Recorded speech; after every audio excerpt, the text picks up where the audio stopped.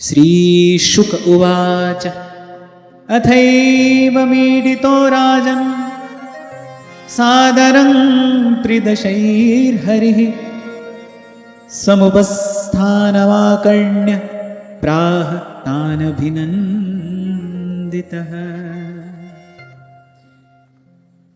श्री सुखदेव जी महाराज कहते हैं, परीक्षित, जब देवताओं ने इस प्रकार बड़े भाव से भगवान का स्तवन किया, भगवान की स्तुति की, प्रसन्न हो गए भगवान।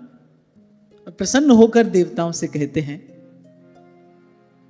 प्रीतो हम वह सुरश्रेष्ठा मदुपस्थान विद्यया आत्मैश्वर्य स्मृति पुंसां भक्तिश्चैव यया वै।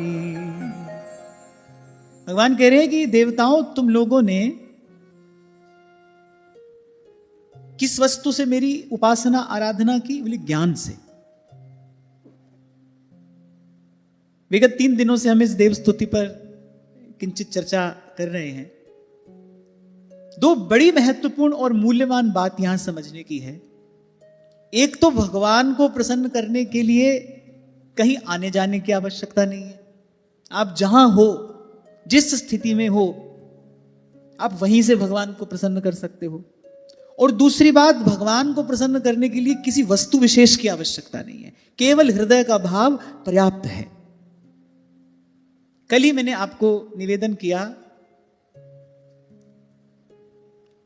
कि यदि हम चाहें कि श्री कृष्ण का ध्यान हमारी ओर आकर्षित हो, भगवान हमारी ओर कृपापूर्ण दृष्टि से देखें, क्योंकि भाई ये जो जन्म जन्म से जीव की दुर्गति होती जा रही है और होती रहेगी, अगर संत ना मिला, सदगुरु ना मिला, तो हो रही है और होती रहेगी।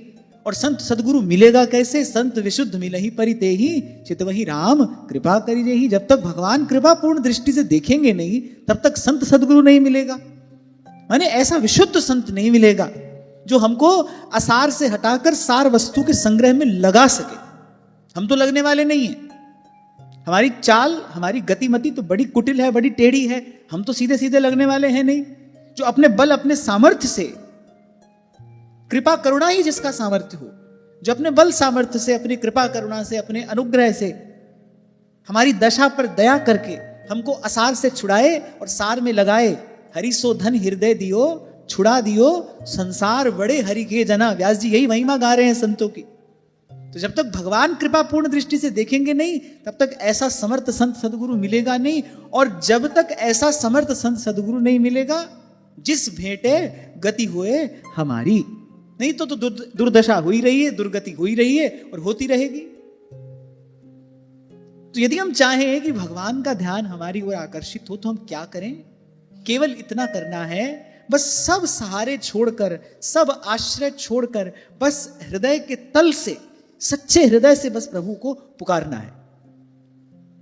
इसलिए मैंने कहा 2 बात बड़े काम की हैं। एक तो भगवान को पुकारने के लिए, भगवान को प्रसन्न करने के लिए, भगवान को रिझाने के लिए कहीं दौड़ भाग करने की आवश्यकता नहीं है।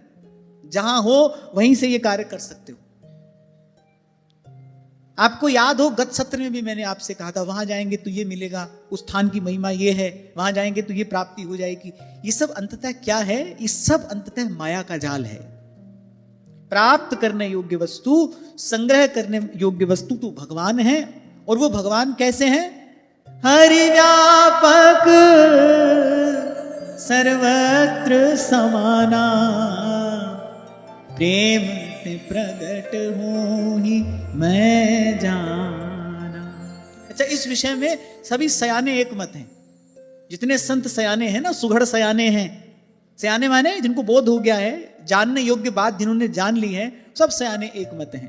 काहे रे बन खोजन जाई, काहे रे बन खोजन जाई, सर्व निवासी सदा अलेपा,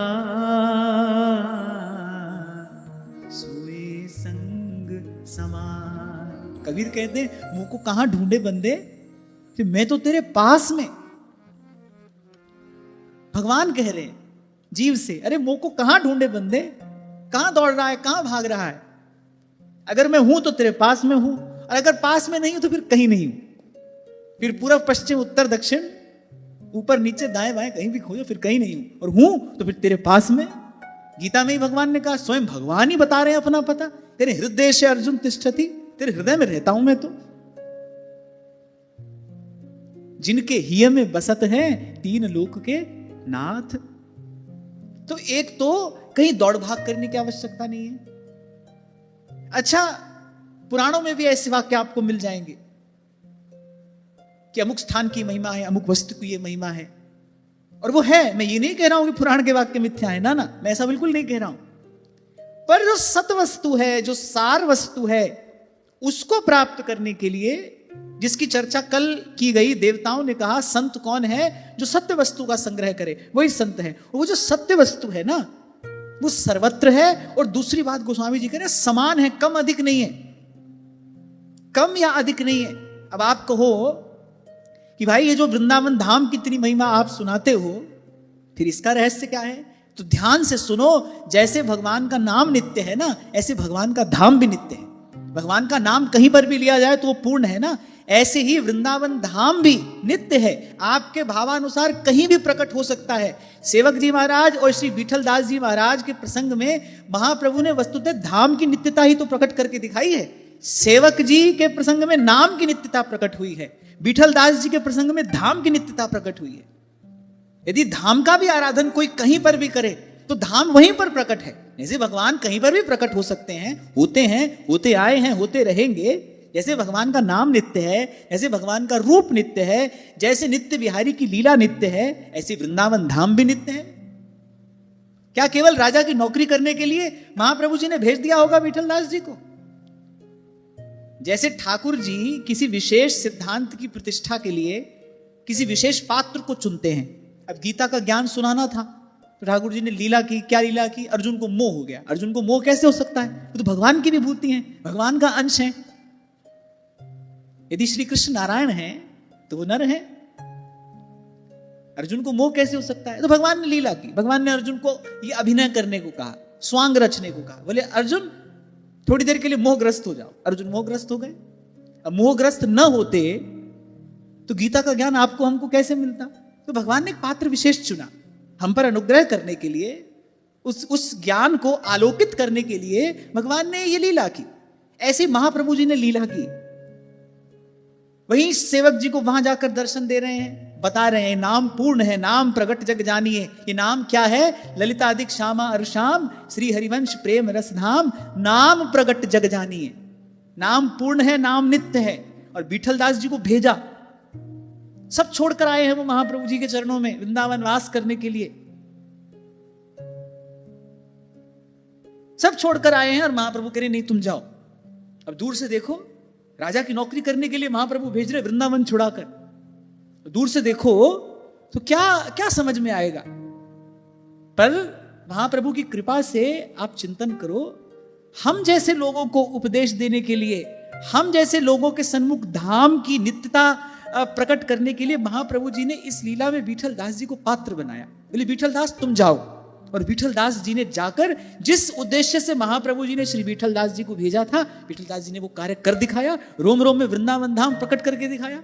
यहां वृंदावन धाम में पड़े हुए व्यक्ति के रोम रोम में संसार बसा हुआ है। बात में संसार है, चेष्टा में संसार है, वृत्ति में संसार है, जो पड़े हैं यहां। और व्यास जी ने उन्हीं के लिए कहा है। बोले कहा हो ये वृंदावन बसिए, क्या हो जाएगा ऐसे?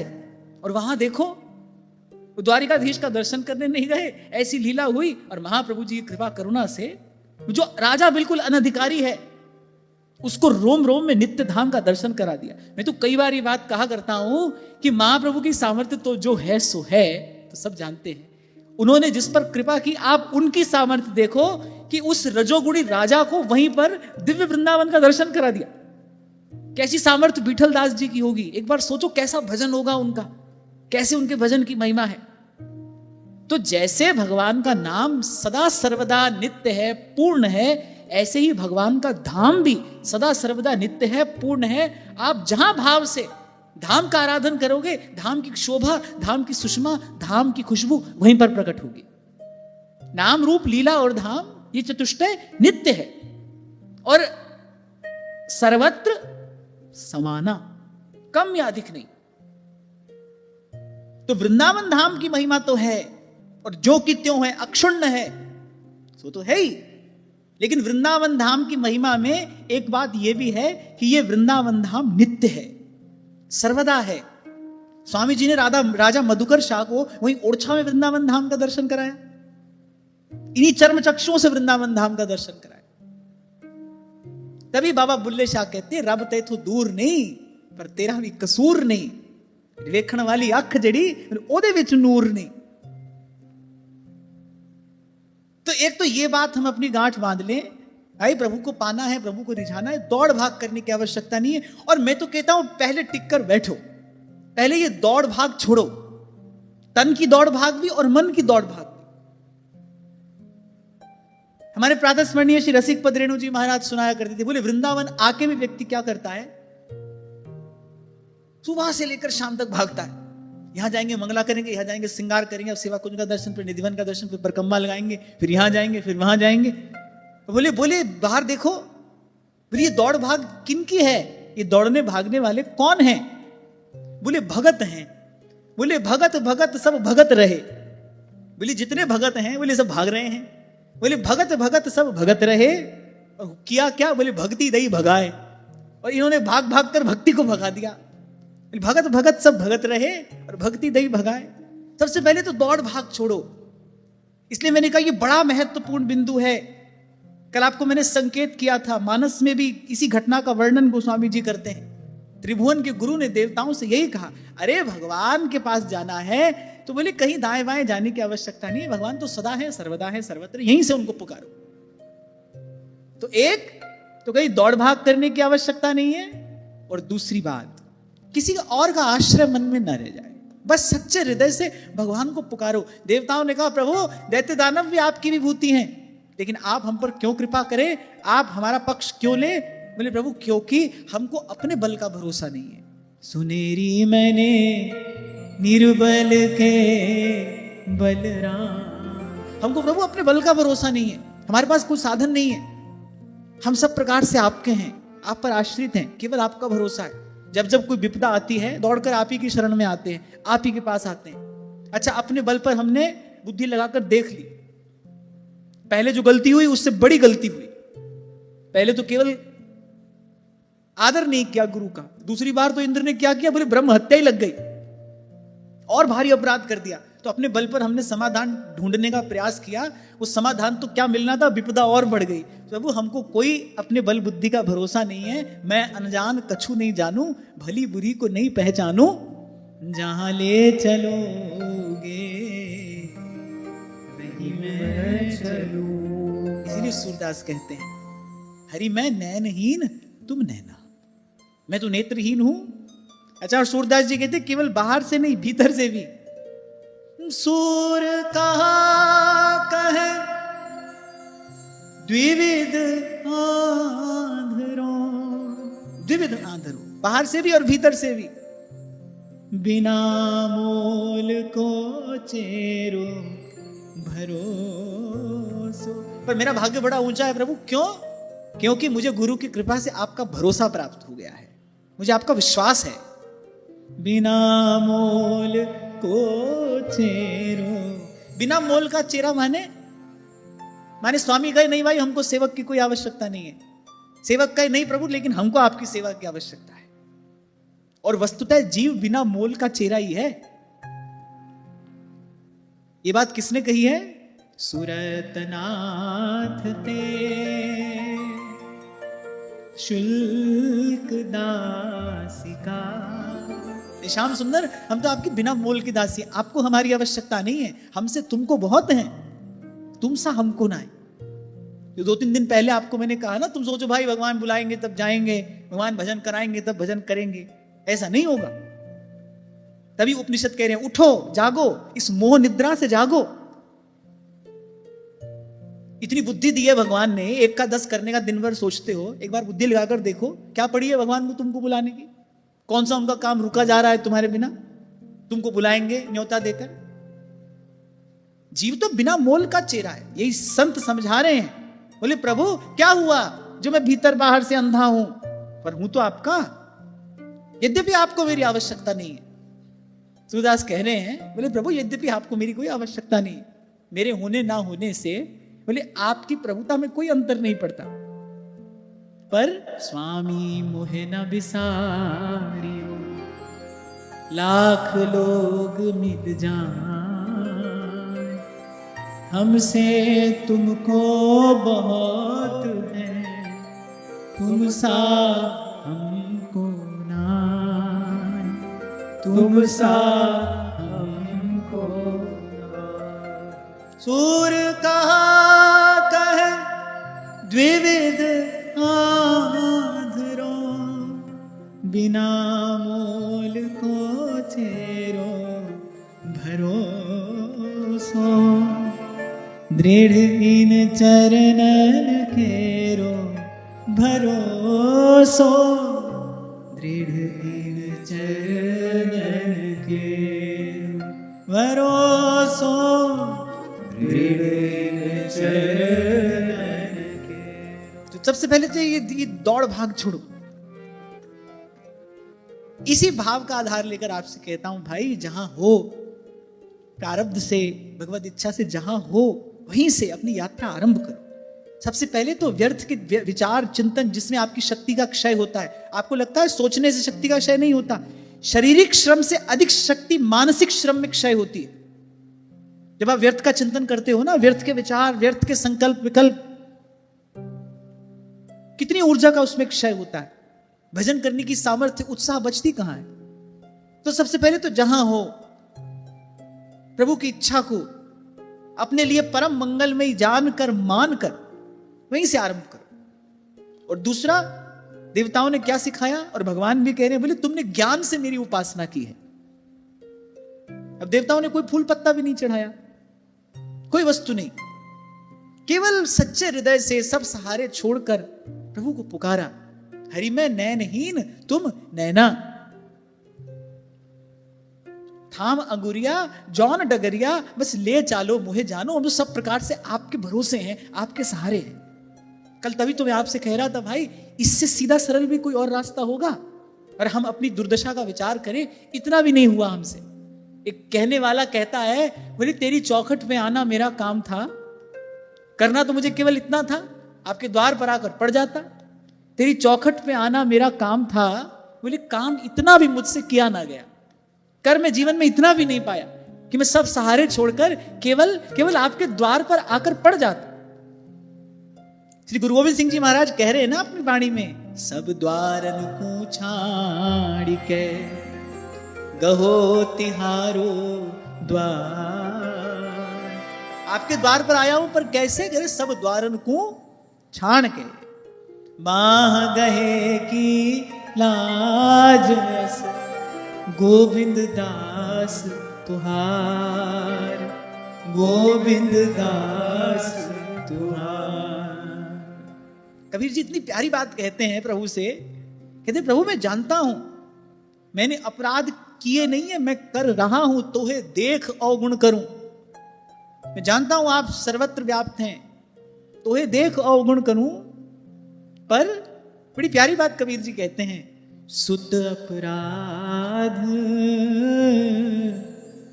करत है जेते, जननी चित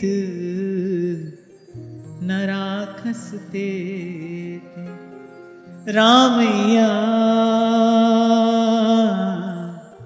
हो बारक तेरा, काहे न खंडस अवगुण मेरा, ओ रामैया हो बारक तेरा। इस बात का अनुभव तो माताओं बहनों को भाइयों से कहीं अधिक हो सकता है। मां के हृदय की जो ममता होती है, अरे सुत अपराध करते हैं जेते, कितने भी अपराध बालक कर ले, बल्कि जितने अपराध बालक करता है ना, मां के हृदय में चिंता, मां के हृदय की ममता उस बालक के लिए उतनी बढ़ती चली जाती है। जैसे मान लो परिवार में एक बालक खूब बढ़िया कमाता है, उसकी चिंता मां को नहीं है। एक है ना पढ़ा ना लिखा ना किसी काम धंधे में लगा, माँ बेचारी दिन रात उसी की चिंता में घुलती रहती है कि इसका क्या होगा। अब यद्यपि वो अयोग्य बालक है, अनधिकारी है वो, पर फिर भी मां को उसकी चिंता अधिक है। ऐसे सुत अपराध करत है जेते।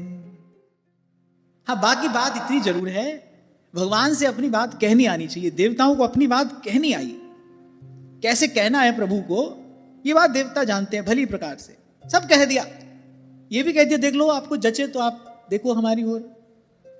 और क्यों देखो हमारी ओर? क्योंकि भाई तुम्हारे सिवा कोई है नहीं हमारा, तुम्हारे अतिरिक्त किसी को जानते नहीं, मानते नहीं, पहचानते नहीं। तो दो बात, एक तो कोई दौड़ने भागने की आवश्यकता नहीं है, किसी वस्तु की आवश्यकता नहीं है, जो है वो भाव से निवेदन कर दो। और जो निवेदन करना है वो भी किस लिए? ताकि हमको प्रसाद मिले। कहीं भूल से भी अपने मन में ये भाव ना आने पाए कि हमारी किसी वस्तु से भगवान प्रसन्न हो जाएंगे। हित ध्रुव निरखत नेक नहीं, वैभवता की ओर, और रंच प्रेम में अपनपो हारत नवल किशोर। रंच प्रेम में बड़ी दूर से आवाज लगाते पहुंचे थे विदुरानी के यहां ठाकुर जी, अरे काकी बड़ी भूख लगी है, बड़ी भूख लगी है। और दुर्योधन ने कहा आप हमारे महल में आइए। बोले भाव तेरे पास में नहीं है, वस्तु की भूख मुझे नहीं है, तेरे यहां आने का कोई भी प्रयोजन नहीं है। और विदुर जी ने तो संकोच के मारे बुलाया ही नहीं था। जब द्वारिकाधीश को देखा ना हस्तिनापुर में, द्वारिकाधीश का वो विशाल भव्य रथ, वो चंद्रमा के समान श्वेत छत्र, चमर ढुराते भगवान के पार्षद, विदुर जी को लगा कि अब ये सब कहां हमारी कुटिया तक आ पाएगा। हमारी कुटिया तक तो जाने की सड़क भी नहीं है, रास्ता भी नहीं है, रथ जाएगा कैसे? तो वो बेचारे बड़े संकोच में बुलाया ही नहीं भगवान को। और इसी संकोच पर शील निधान रीझ जाते हैं। जिस दिन जीव को यह लगता है ना मैली चादर ओढ़ के कैसे द्वार तिहारे आऊं, उसी दिन से भगवान की दृष्टि उस जीव को ढूंढने लगती है।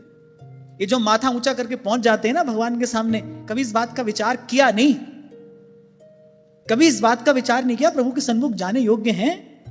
और जिस दिन जीव जान लेता है, मान लेता है कि मैं किसी भी प्रकार से योग्य हूं नहीं प्रभु, ये जो है ये सब आपकी कृपा है, बस यही सर्वात्म समर्पण है, उसी क्षण से भगवान की दृष्टि उसको खोजना शुरू कर देती है। नामदेव जी मंदिर में गए, एक कोने में खड़े हैं, पंडरीनाथ ढूंढ रहे हैं। माता रुक्मिणी ने कहा किसको ढूंढ रहे हो? बोले अरे मेरा नामा है, भीड़ में दिखाई नहीं पड़ रहा। अरे आया है तो आ ही जाएगा सामने। भगवान ने कहा नहीं तुम नहीं जानती, वो नहीं आएगा सामने। वो बेचारा इसी संकोच में रहता है कि क्या मुख लेकर प्रभु के सन्मुख जाऊं। शायद तभी अनुभवी महापुरुष कहते भाई ये प्रेम की, ये भाव की गंगा उल्टी बहती है। जो छिपता है उसी को भगवान ढूंढते हैं, जो छिपा है उसी को भगवान ढूंढते हैं।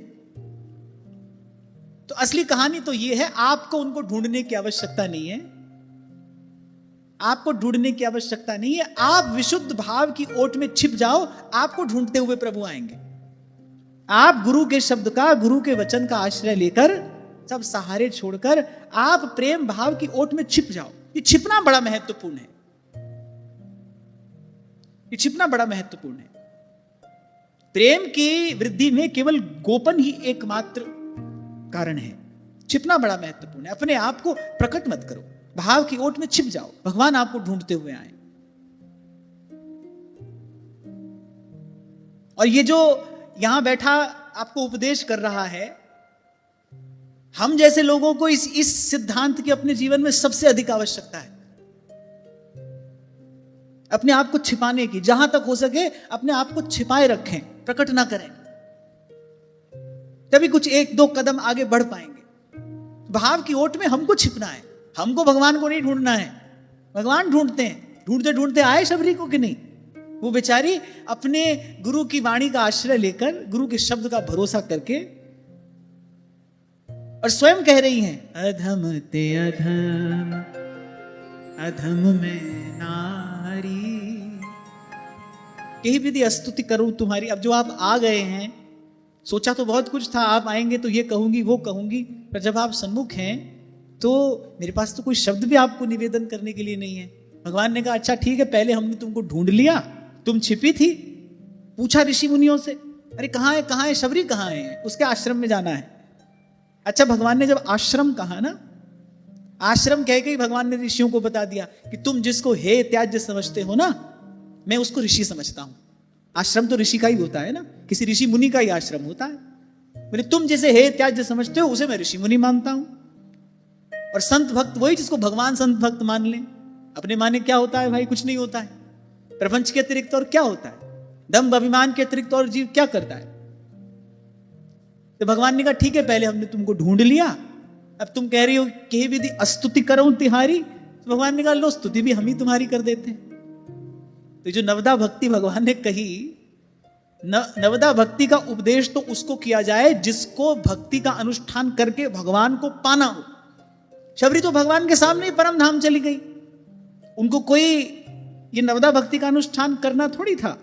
पर नवदा भक्ति कहकर नव महुएकम जिनके होई, नारी पुरुष सचराचर सोई, सोई अतिशय प्रिय भामिनी मोरे, सकल प्रकार भगति दृढ़ तो।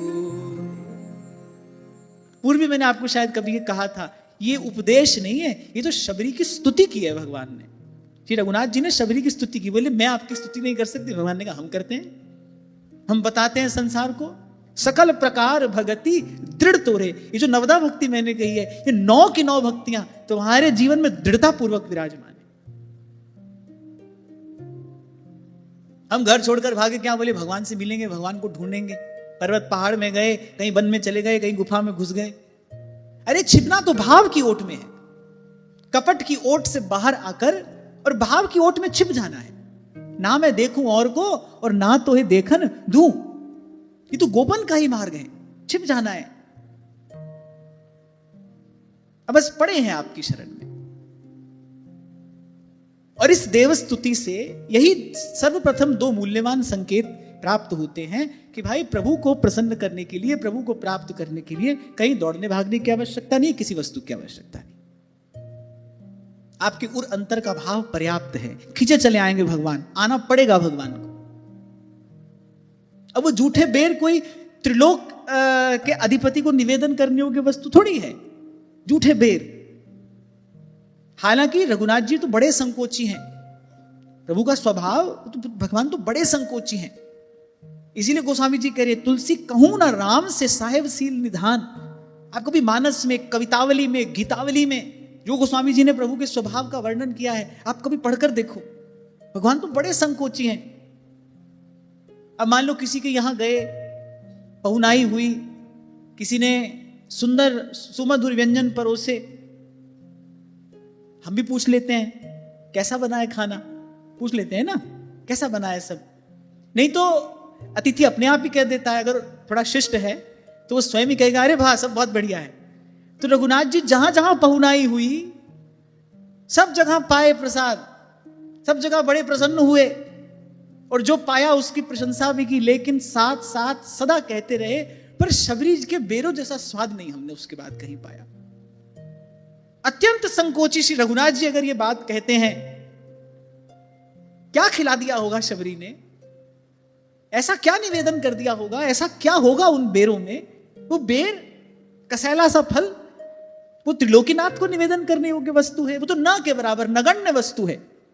कि भगवान को वही याद रहा, आज तक याद है। आज तक भी कहीं अगर भगवान को भोग लगाया जाता है ना, तो इन 2 का स्मरण अवश्य कराया जाता है, भिलनी के बेर और सुदामा के तंदुल।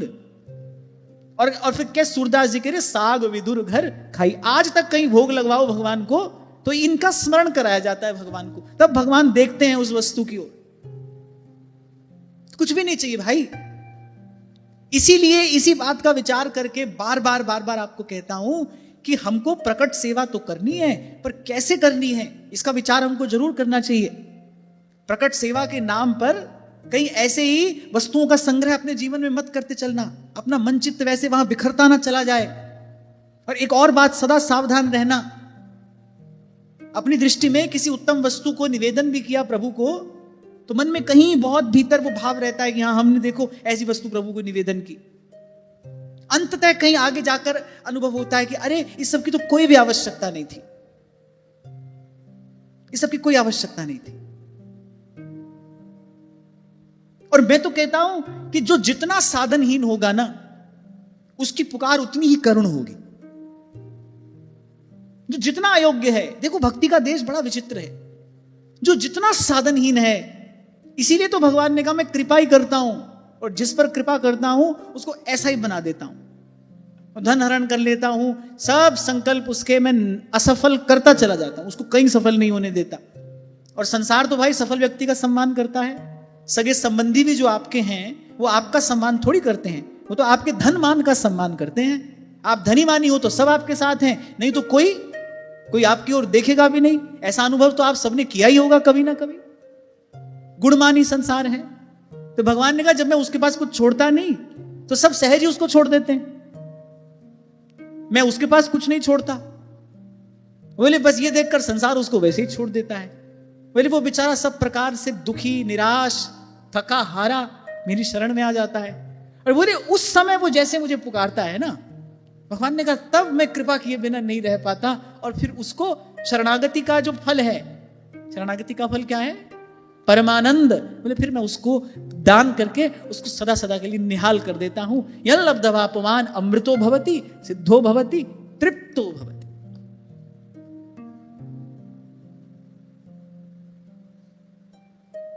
हरि को भजन और साधु की सेवा। सेवा करनी है तो मैं कहता हूं सबकी सेवा करो। अपने साधन को, भगवान ने आपको साधन दिया है, बड़ी अच्छी बात है, पर मैं कहता हूं कि फिर उस साधन को सबकी सेवा में लगाओ। दीन दुखी की सेवा करो, जो अभावग्रस्त हैं उसके लिए कुछ साधन जुटा दो। कुछ बरस पहले मैंने ये बात शायद व्यासपीठ से ही कही थी। लोग ले आते थे बड़े बड़े गुलदस्ते फूलों के, और जब मुझे पता चला कि हजारों रुपए कीमत होती है इनकी, तो मुझे यहां से कहना पड़ा कि आपको वस्तुतः कुछ निवेदन ही करना है ना, तो जितने रुपए में आपके गुलदस्ता खरीदते हो उतने रुपए में आप किसी रोगी को औषधि दिला दो, जो बेचारा अपने साधन से औषधि नहीं ले सकता। किसी विद्यार्थी को आप पुस्तक दिला दो, जो कोई अभावग्रस्त है उसके साधन में आप सहयोग करो। भगवान ने दिया है कुछ तो अपने साधन का सदुपयोग करो। भगवान को इस सब की आवश्यकता नहीं है। और मैं तो कहता हूं अपने और प्रभु के बीच में वस्तु लाओ ही नहीं। भूल करते करते ही व्यक्ति सीखता है, समझता है। हम भी इसी मार्ग से चलते हुए आए, अब ये बात समझ में आ रही है। और जब विगत कुछ दिनों से इस देव स्तुति की हम चर्चा कर रहे हैं, तो ये बात तो श्रीमद् भागवत के रूप में सिद्धांत के रूप में ही प्रतिष्ठित है ना। भगवान को कुछ नहीं चाहिए, इतने से ही भगवान प्रसन्न हो गए, सन्मुख हो गए, प्रकट हो गए। और क्या कह रहे हैं? भगवान ने कहा तुम लोगों ने ज्ञान से, इस अद्भुत स्तुति से, इस सुंदर स्तुति से, इस निर्मल ज्ञान से मेरी उपासना की है। भगवान ने कहा मैं तुम लोगों पर प्रसन्न हूं। और आगे भगवान एक और बात कह रहे हैं। क्यों मैंने आपसे कहा था कि भागवत में अनेक स्तुतियां हैं, पर यह स्तुति मुझे बड़ी प्रिय है। और भगवान ने कहा इस स्तुति के द्वारा जीव को अपने वास्तविक स्वरूप की स्मृति और मेरी भक्ति प्राप्त होती है। दो बात है इस एक पंक्ति में भी, दो बात। भगवान ने कहा ऐसी स्तुति, इस स्तुति में क्या है? बोले इस स्तुति को जो समझ जाएगा, एक तो वो स्वस्थ हो जाएगा, जीव अपने स्वरूप में स्थित हो जाएगा। बोले मेरी वास्तविक भक्ति प्राप्त होगी, मेरी शुद्धा भक्ति। यही बात मैं कल आपको निवेदन कर रहा था। शुद्धा भक्ति के सिद्धांत का निरूपण करने वाली ये स्तुति है। कैसा व्यक्ति भजन करे? भजन का अधिकारी कौन है? परमहंस परिव्राजक विरक्त। कैसे किया जाए भजन? सबका सहारा छोड़कर बस एक प्रभु को पुकारो। कहां जाकर करना है भजन? जहां हो वहीं रहकर करना है, वहीं रहकर करना है। और मैं बड़ी विनम्रता पूर्वक आपको एक बात यहां से कह रहा हूं कि श्री जी की कृपा से सहज में वृंदावन धाम का वास मिला है, बड़ी अच्छी बात है, आप बधाई के पात्र हो। यदि आज ऐसा बालक नहीं बना है, किंचित भी अपने मन में कोई अभाव लाने की आवश्यकता नहीं है। किंचित भी अपने मन में कोई अभाव नहीं लाना, और ना ही कभी ये आग्रह श्री जी से करना। मेरी मानो तो ना ही कभी ये आग्रह श्री जी से करना, जहां हो बस वहीं से। और मैं तो कहता हूं कि थोड़ा दुख, थोड़ी पीड़ा होगी तो वो दुख पीड़ा आपकी पुकार को करुण बना देगी। वो शब्द जल्दी पहुंचेंगे दीनदयाल के कान में। अब लुटे पिटे आए ना देवता, आप एक बार इस स्थिति में जो घटा, आप एक बार उसका चिंतन करो। इंद्र अपने सिंहासन पर बैठे हैं, सिंहासन पर बैठे तो क्या हुआ? गुरु का अपमान। जब सिंहासन पर थे तो उस राज्य लक्ष्मी के मद ने अंधा कर दिया, अपने गुरु का अपमान कर बैठे। जब सिंहासन पर थे तो परिणाम स्वरूप क्या मिला? घोर विपत्ति। मार पीट कर घर से निकाल दिया दैत्यों ने, और किसी ने शरण नहीं दी। बोले इन दैत्यों से कौन बैर मोल लेगा। यज्ञों में आहुतियां पड़नी बंद हो गई, बेचारे कहीं समुद्र में जाकर, कहीं गुफा में जाकर छिपे। संपत्ति का परिणाम क्या आया? घोर विपदा। और जब घोर विपत्ति में पड़े, जब कोई सहारा नहीं रहा, तब परिणाम क्या आया? लो भगवान मिल गए, और भगवान कह रहे भाई प्रसन्न हो तुम पर।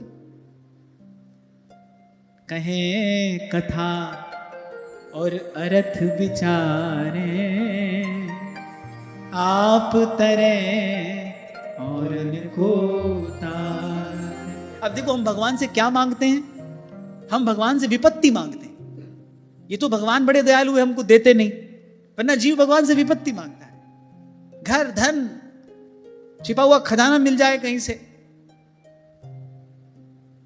बड़ा ऊंचा पद मिल जाए जिस पर बैठकर मदान हो जाऊं, गुरुजनों का ही अपमान कर दूं और विपत्ति टूट पड़े मेरे सिर पर। यही घटना तो यहां घटी। अब बेचारे जब सब ओर से थक गए, हार गए, जब लगा भाई अब भगवान के अतिरिक्त और कोई सहारा नहीं है, तब जाकर भगवान को पुकारा। पुकारने मात्र से भगवान मिल गए, इतने से ही भगवान प्रसन्न हो गए।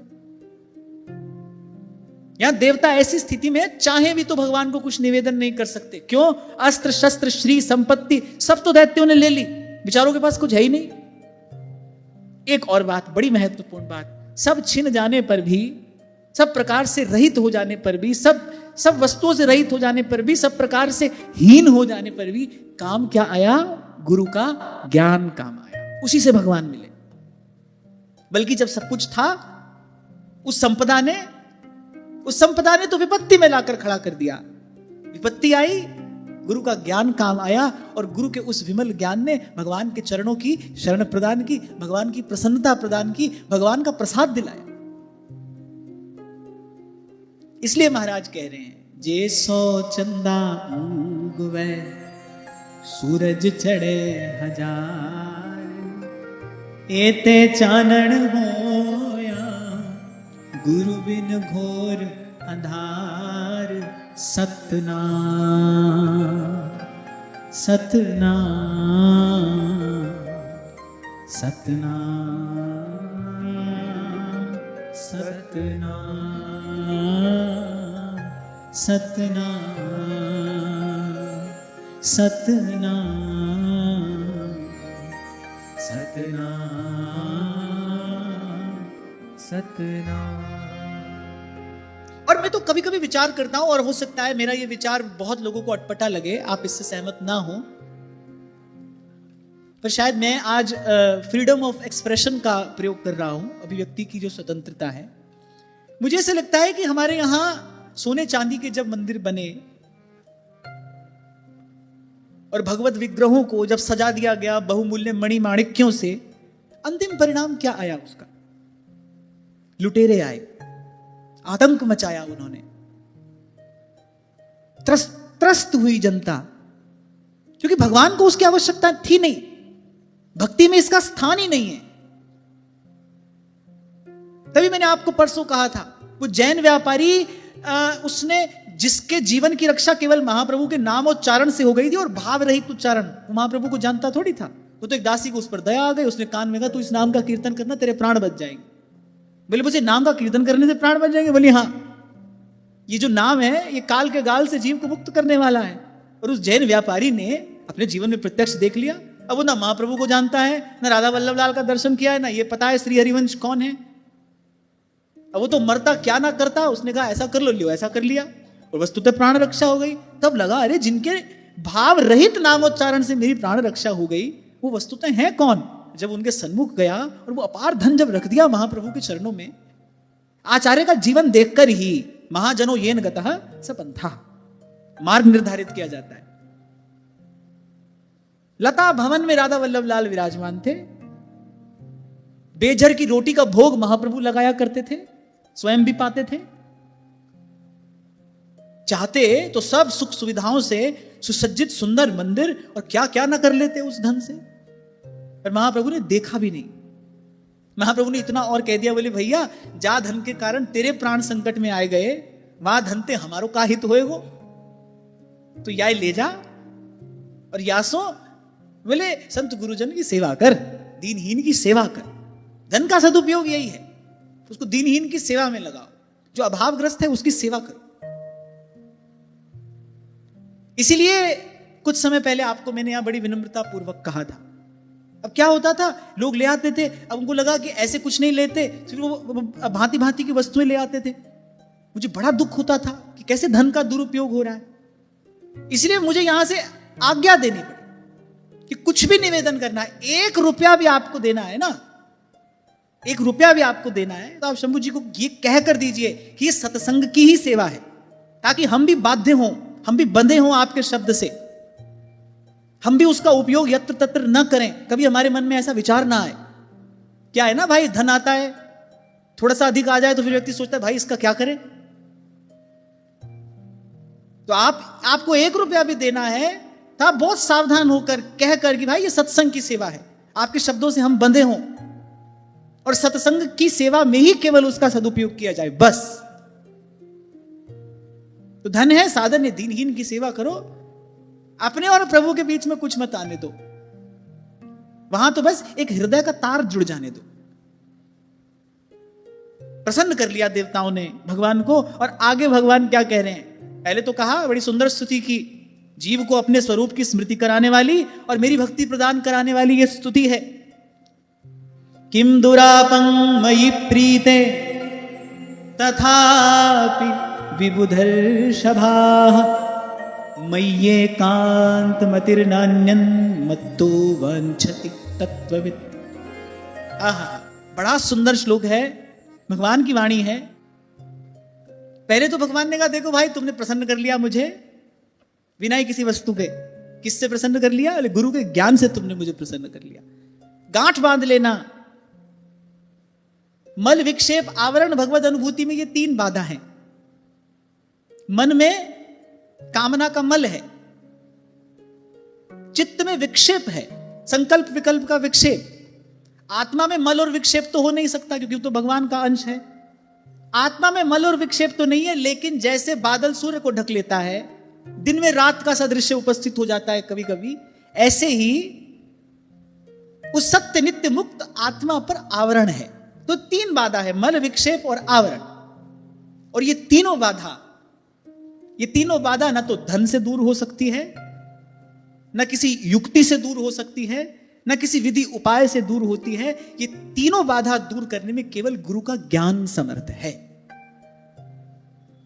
गुरु की कृपा दृष्टि से, गुरु के संग सानिध्य से, गुरु के अनुग्रह से ही मन कामना शून्य होता है, चित्त विक्षेप रहित होता है, और फिर अंततः पंचम भजन सुवेद प्रकाशा, जब गुरु के बताए मार्ग पर जीव चलता है, कृपा पात्र होता है, भगवान माया का वो आवरण भंग कर देते हैं, प्रभु हटा देते हैं वो पर्दा। यही क्रम है। इसलिए विगत कुछ दिनों से बड़े विस्तार से मैंने कहा कि एक एक शब्द की यहां चर्चा होनी चाहिए।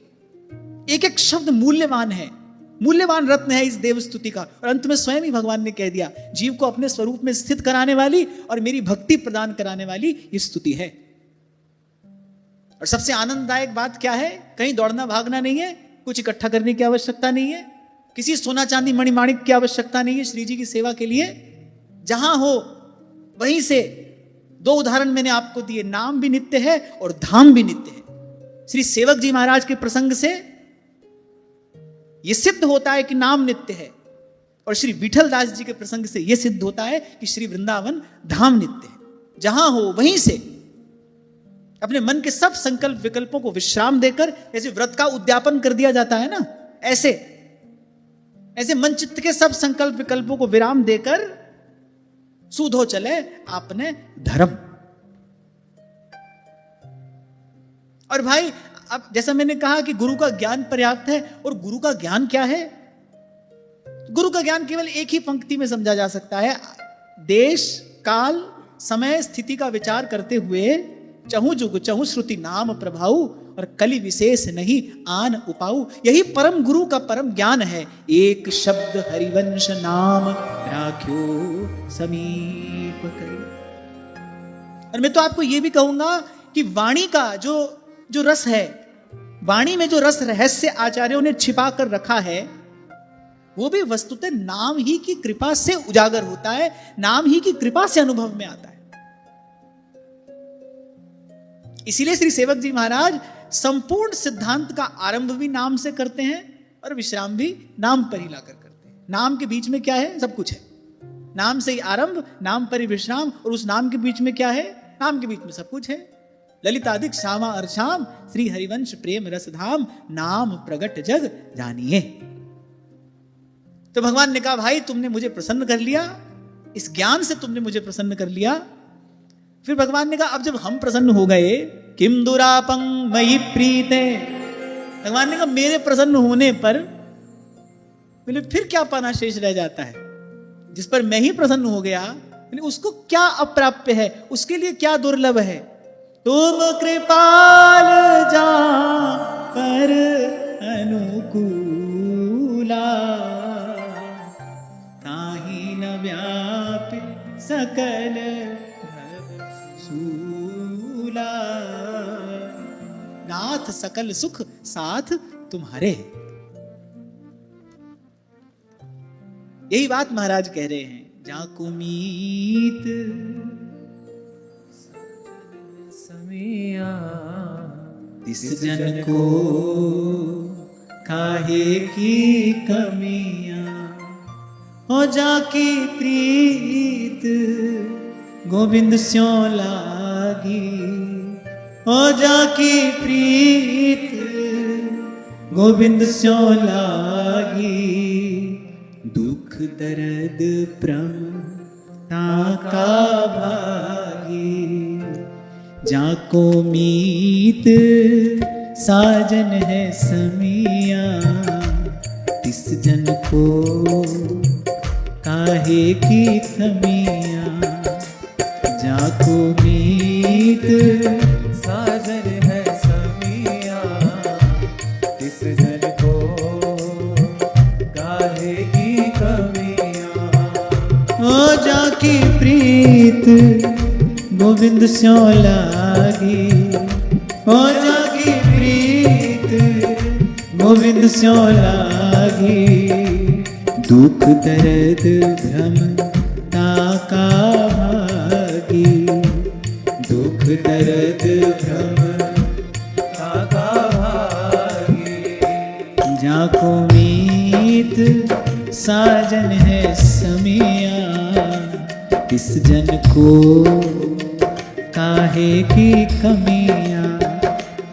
जाको मीत साजन है समिया, इस जन को काहे की कमियां।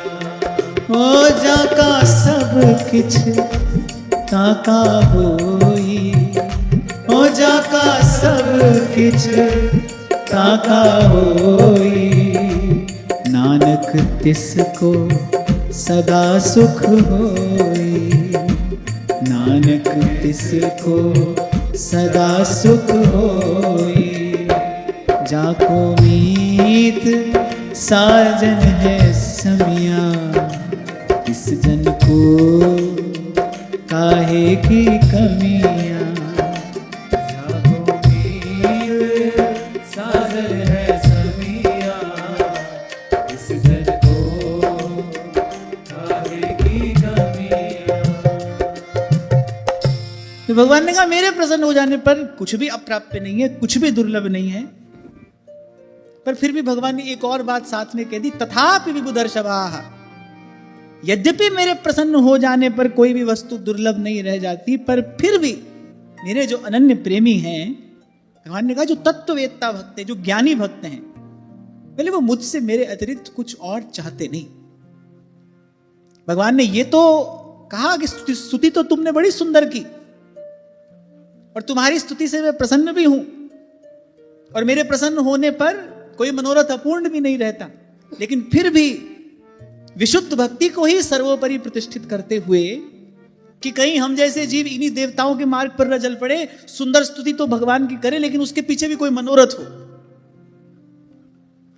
भगवान है ना, चतुर सुजान है, देवताओं की प्रशंसा भी की, बड़ी सुंदर स्तुति की तुमने, मैं प्रसन्न भी हूं, और मेरे प्रसन्न होने पर कोई मनोरथ अपूर्ण भी नहीं रहता। परंतु भगवान ने कहा लेकिन फिर भी जो मेरे ज्ञानी भक्त हैं, बोले वो मुझसे मेरे अतिरिक्त कुछ और चाहते नहीं है। तो भगवान हमको ये कह रहे हैं कि ठीक है, मैं यदि प्रसन्न भी हो जाऊं तो भी मुझसे मेरे अतिरिक्त कुछ और चाहना ये बड़ी भारी भूल हो जाएगी। आगे के श्लोकों में भगवान ने यही कहा, नवेद कृपण श्रेय आत्मनो गुणवस्तु दृक् तस्य तानिच्छतो यच्छेद यदि सोपि तथा विदः। भगवान ने कहा जो पुरुष जगत के विषय को सत्य समझता है, भगवान ने कहा वो नासमझ वस्तुतः अपने कल्याण के स्वरूप को समझता ही नहीं। अब भगवान ने अप्रत्यक्ष रूप से देवताओं को कह दिया, स्तुति तो बड़ी सुंदर की तुमने, बड़े उच्च कोटि के ज्ञान का प्रदर्शन तुमने अपनी स्तुति में किया, बोले लेकिन हो तुम ना समझ ही। क्यों ना समझ हो? क्योंकि मेरे अतिरिक्त कुछ और चाहते हो। प्रभु के अतिरिक्त कुछ और चाहने वाला वस्तुतः ना समझ ही है। वो संपत्ति के रूप में चाह विपत्ति को ही रहा है। इसलिए आपको मैंने अभी छोटा सा उदाहरण दिया, आप देखिए, इसी घटना का चिंतन किया जाना चाहिए। जब देवराज इंद्र के पद पर अभिषिक्त हैं, विराजमान हैं, तब तो राज्य लक्ष्मी के मद में अंधे होकर अपराध किया, विपत्ति सर पर टूट पड़ी, घोर विपदा। और जब सब ओर से निराश हो गए, जब दीनहीन हो गए, तब कौन मिला? तब भगवान मिल गए। अब बताओ, इन दोनों स्थितियों में कौन सी स्थिति वस्तुतः संपत्ति कहलाने योग्य है और कौन सी स्थिति विपत्ति कहलाने योग्य है? क्योंकि किसी भी कार्य का परिणाम जब तक ना आए, तब तक उस कार्य को अच्छा या बुरा नहीं कहा जा सकता। कार्य का परिणाम बताता है कि कार्य अच्छा है, अच्छा था, बुरा है या बुरा था। अब संपत्ति का परिणाम क्या आया? घोर विपत्ति। और विपत्ति का परिणाम क्या आया? भगवान मिल गए। तो वस्तुतः संपत्ति क्या हुई? सुख के माथे सिल पड़े।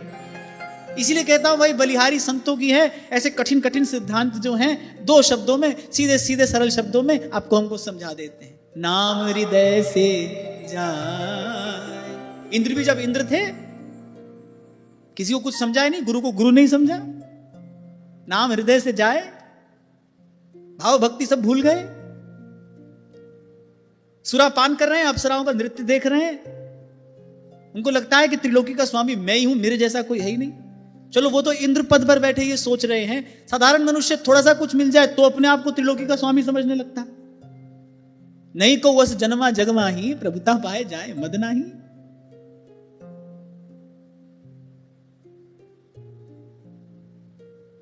बलिहारी उस दुख के जो पल पल नाम रटा। और जब दुख आया, उसने भगवान की स्तुति कराई। यद्यपि देवताओं ने स्तुति सकाम भाव से की, इसीलिए भगवान ने स्तुति की प्रशंसा की है, देवताओं के भाव की नहीं। भगवान ने कहा स्तुति तुमने बड़ी सुंदर की। और मान लो भगवान हमसे ये कह रहे हैं कि तुम देवताओं के मन और मनोरथ पर ध्यान ना देना, लेकिन स्तुति बड़ी सुंदर इन्होंने की है, यहां से ये ले लेना। साधु ऐसा चाहिए जैसा सूप सुभाए, सार सार को गए रहे, थोथा दे उड़ाए। तो हमको देवताओं के मनोरथ पर ध्यान देने की आवश्यकता नहीं है, पर देवताओं ने जो स्तुति की है वो तो ग्राह्य है। ये भाव तो ग्रहण करने योग्य है। तो हम यहां से इतना ले लें, क्योंकि भगवान स्वयं कह रहे हैं कि जो पुरुष जगत के विषय को सत्य समझता है, विषय वस्तु कौन मांगेगा? जिसकी उसमें सुख बुद्धि होगी वही तो मांगेगा। और बोले जो उसको सत्य समझता है, भगवान ने कहा वह ना समझ वस्तुतः अपने कल्याण को नहीं जानता। यही कारण है विषय को चाहता है। इसीलिए बुद्धि को जड़ और मन को मूढ़ कहा है संतों ने। यही महामोह है। संपत्ति को जीव विपत्ति समझता है और विपत्ति को संपत्ति समझता है। जो है सो दीसत नहीं और जो दीसत सो ना ही, यही भगवान की माया है। ये माया श्री कृष्ण की मोयो सब संसार। कुछ दिन पहले किसी ने प्रश्न किया था ना कि क्या भगवान का भजन करने से सब कुछ मिल जाएगा? किया था ना किसी ने। यहीं पर पूछा था। अब मैंने कहा मुझे क्या पता तुम्हारे सब कुछ की सूची में क्या आता है, हम तो इतना कहेंगे भगवान का भजन करने से भगवान मिल जाते हैं। और यहां भगवान कह रहे हैं हमारे मिल जाने पर कुछ और पाना शेष नहीं रहता, हमारे मिल जाने पर कुछ पाना शेष नहीं रहता। पर फिर भी भगवान कह रहे लेकिन फिर भी मेरे प्रेमी भक्त ऐसे हैं, यद्यपि उनको सब कुछ प्राप्त है, सहज प्राप्त है, सालोक्य साष्टि सामीप्य सायुज्य सारूप्य सब उनको सहज प्राप्त है। तो भगवान ने कहा वो मेरे देने पर भी लेते नहीं, मुझसे कुछ चाहते नहीं, केवल मुझे ही चाहते हैं। और कल आपको याद हो तो मैंने एक छोटा सा भाव आपको निवेदन किया था, हम सब छोड़कर भगवान को चाहें, भगवान को चाहते रहें, यही भगवत प्राप्ति है। भगवान को प्राप्त करना और क्या है? कोई गले में डालकर झूलते तो रहोगे नहीं सदा, और ना ऐसे टिकने वाले भगवान। भगवत प्राप्ति क्या है? व्यास जी कहते हैं परम पद कहत कौन सो लोग। क्या होता है परम पद? भगवत प्राप्ति, भगवत प्राप्ति। आज तो भाई इस शब्द का बड़ा साधारणीकरण हो गया है, जिसको देखो वो इससे नीचे की बातें नहीं करता है। पर भगवत प्राप्ति है क्या?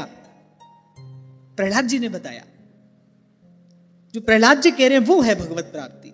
हे प्रभु, अनंत काल तक मैं आपके अतिरिक्त कुछ चाहूं नहीं, बस आपको चाहूं, मेरे हृदय में किसी प्रकार की कामना का अंकुर न फूटे, क्योंकि मैं जीव हूं, मैं जीव हूं और ये बड़ा सहज स्वाभाविक है। आपके अतिरिक्त कुछ चाहूं नहीं, ये केवल आपकी कृपा से संभव हो सकता है। आप प्रसन्न हैं तो हे उदार शिरोमणे, अगर प्रसन्न होकर मुझे कुछ देना चाहते हैं फिर ये दान दीजिए कि सदा सर्वदा बस आपको चाहूं।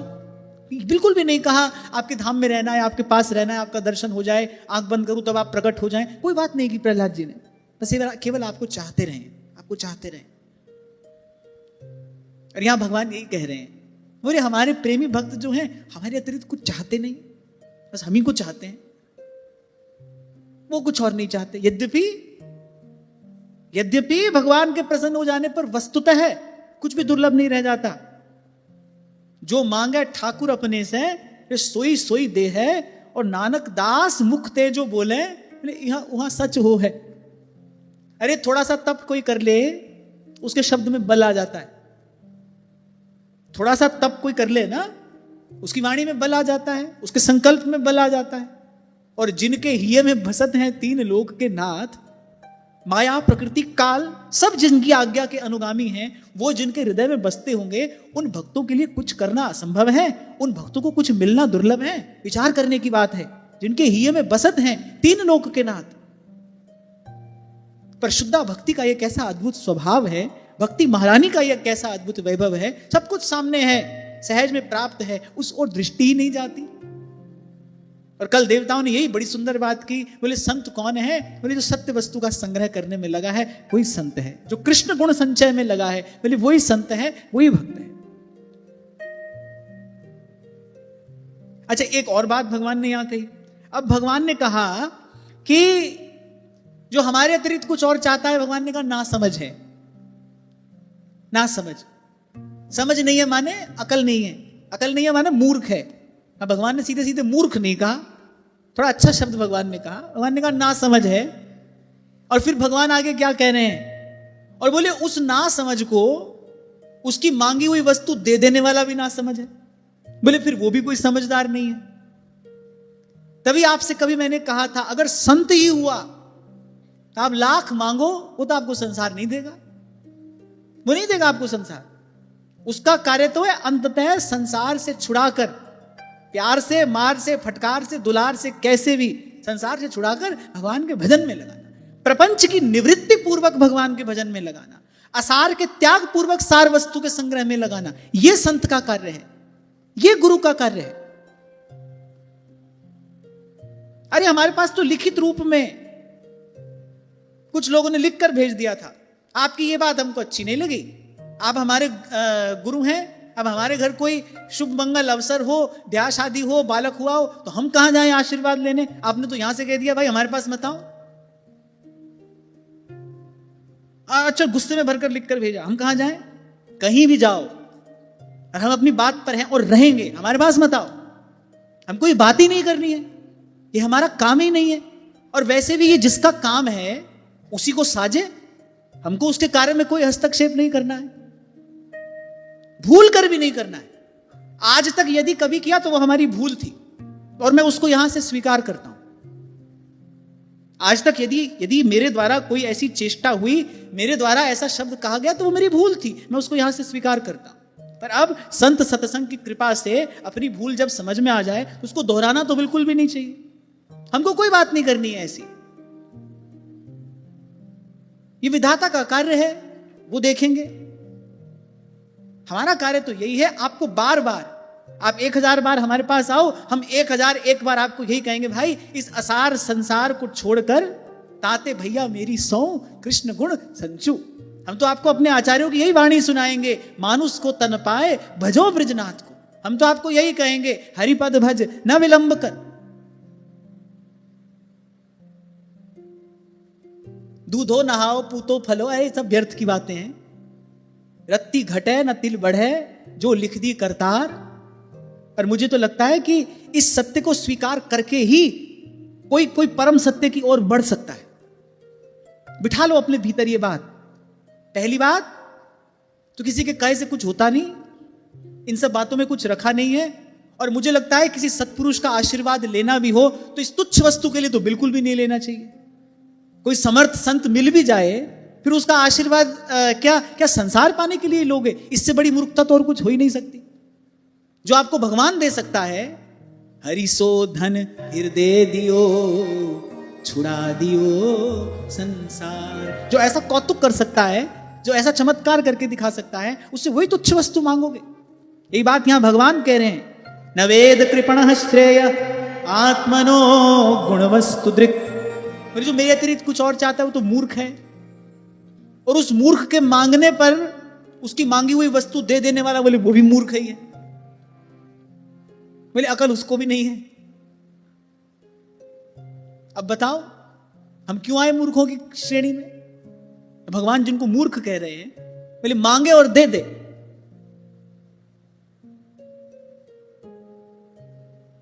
हम तो बार बार एक ही बात कहेंगे, राम सिमर यही तेरो काज है। ना हमको दूसरी बात सुननी है और ना दूसरी बात करनी है। इसलिए धीरे धीरे सत्संग की कृपा से ऐसा मन होता जा रहा है, और मैं कहता हूं हो जाए, होते होते हो ही जाए। भाई हमको किसी का भी संग नहीं करना, किसी से कुछ कहना नहीं है, किसी से कुछ सुनना नहीं। यहां लाडली लाल के चरणों में बैठकर ये जो थोड़ा कहना सुनना इनकी कृपा से हो रहा है, बस इतना हमारे लिए पर्याप्त है।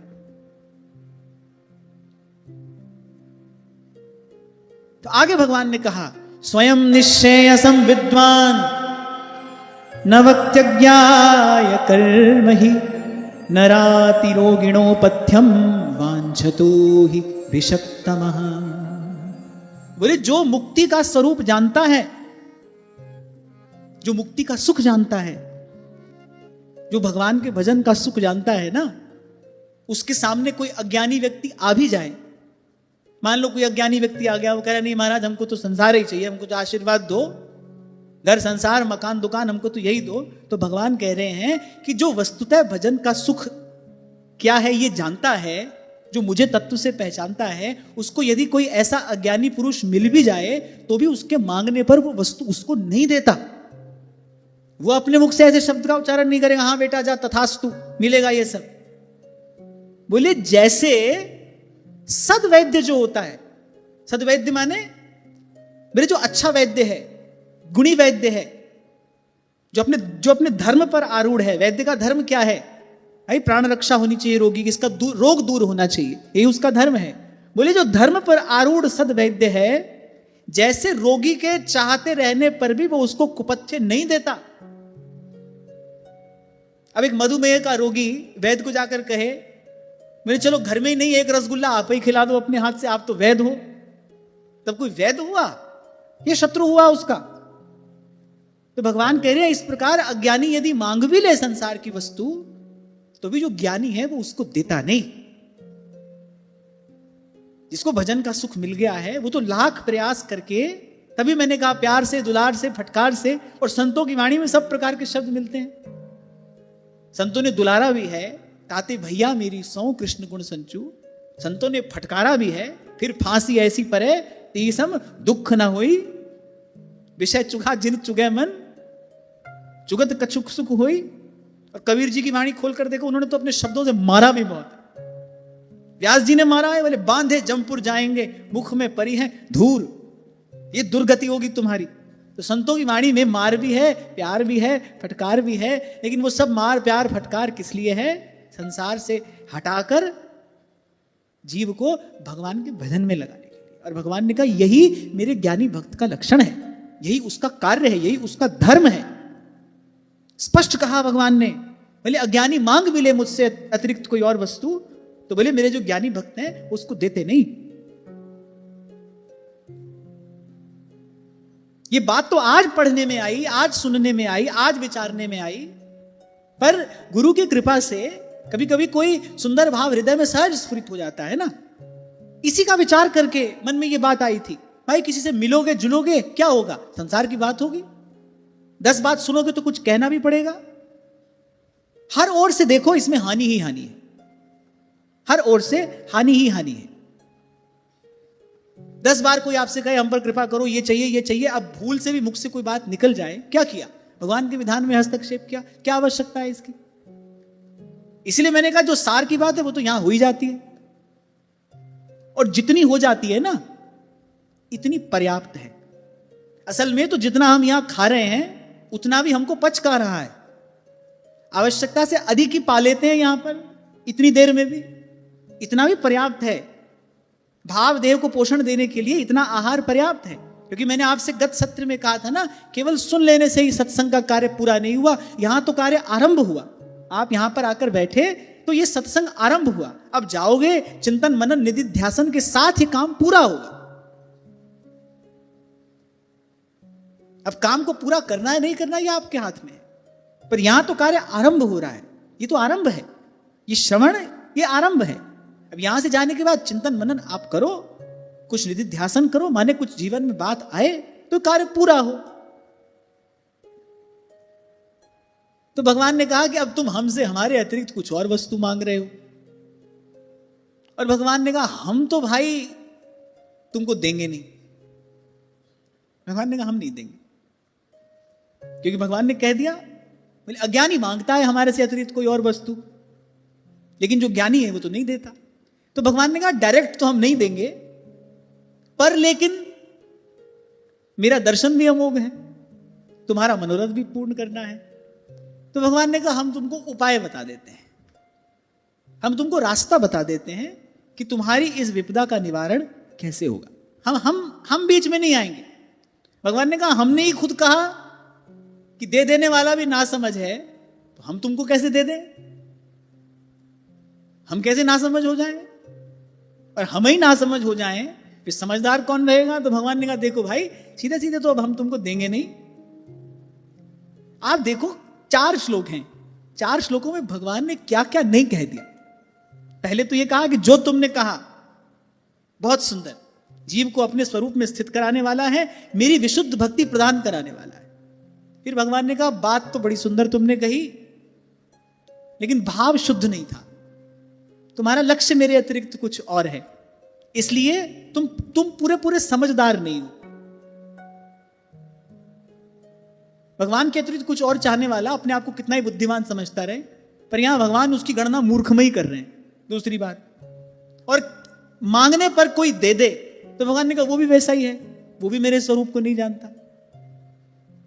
अरे बालक कितना रो ले चिल्ला ले, कोई विषधर सर्प मां उठा के उसके हाथ में दे देगी क्या? जलता हुआ अंगारा देखने में बड़ा आकर्षक होता है, बालक दौड़ दौड़ कर जाता है उसकी ओर, मां जाने देती है क्या? बालक लाख रोए, क्या मां उसको उठाकर दे देगी? किसी भी प्रकार से संभव नहीं है। तो ऐसे जिसने भजन का स्वरूप जान लिया, जिसने दुखालयम अशाश्वतम, जिसने संसार को दुख का घर जान लिया है, पहचान लिया है, वो दयालु कृपालु संत कैसे किसी जीव को संसार की ओर का मार्ग बता सकता है भाई? कैसे संसार की ओर भेज सकता है? यद्यपि जिसने जाना है वो जाएगा। अच्छा, संत ये भी जानते हैं कि कहीं भली को ना करे, तू ना बोल मति मंद, सब ज्ञानी सब ही चतुर, उर प्रेरक हित चंद। वो ये भी जानते हैं भाई जिसको जो करना है वो करेगा। तभी आपसे मैंने कहा था कि जब मैं आता हूं तो एक पाठ मैं आपको सुनाने से पहले खुद को सुनाकर आता हूं। भाई तुम किसी को सिखाने समझाने नहीं जा रहे हो, तुम गुरु बनकर उपदेश करने नहीं जा रहे हो, तुम किस लिए जा रहे हो? नाम ते आए महासुख पाया, हरि गुण गाए मेरा मन शीतला। अब अपने लिए आ रहे हैं भाई। तो संत ये भी जानते हैं कहीं भली को ना करें, सदुपदेश भी देते हैं, तो जीव का स्वभाव भी जानते हैं। अब प्रभु ने जो कार्य दिया है भाई वो भी करना है और सादर करना है। प्रभु ने ये कार्य दिया है, संत ना होते जगत में तो जल मरता संसार। संतों को भेजा ही प्रभु ने, इसलिए जाओ मोह निद्रा में सोए जीव को जगाओ, ये आपका ही कार्य है। तभी भगवान ने कहा मोते अधिक संत करी लेखा। और दोनों ही कार्य संत करता है, और दोनों विरोधाभासी कार्य हैं, दोनों विरोधाभासी कार्य हैं। पता भी है अपनी गति से जीव चलेगा, को समझा भी रहे हैं, और यही जीव पर उनकी वस्तुतः कृपा करुणा है। ऊसर भूमि पर परिश्रम कौन करता है? बंजर भूमि पर परिश्रम कौन करता है? मुझे लगता है संत है। वो जानता है भूमि ऊसर है, फिर भी उसके स्वामी का आदेश है यहीं पर तुमको परिश्रम करना है, वो करता है, वो करता है। और केवल स्वामी का आदेश उसने पालन किया है। आज्ञा समना सुसाहेब सेवा, उसने अपने स्वामी अपने साहेब की सेवा की है। इससे साहेब प्रसन्न होता है, और ऊसर भूमि में भी बीज अंकुरित हो जाता है। जन्म जन्म से भूला भटका जीव, यद्यपि भजन उसका स्वभाव नहीं है, वो भगवान के भजन में लग जाता है। सर्वम कुर्वन्ति भगवंतम न भजन्ति, कह रहे हैं आचार्य, आचार्यों का वाक्य है। लग जाता है जीव भगवान के भजन में। क्यों? संत ने केवल अपने स्वामी की आज्ञा मानकर बंजर भूमि पर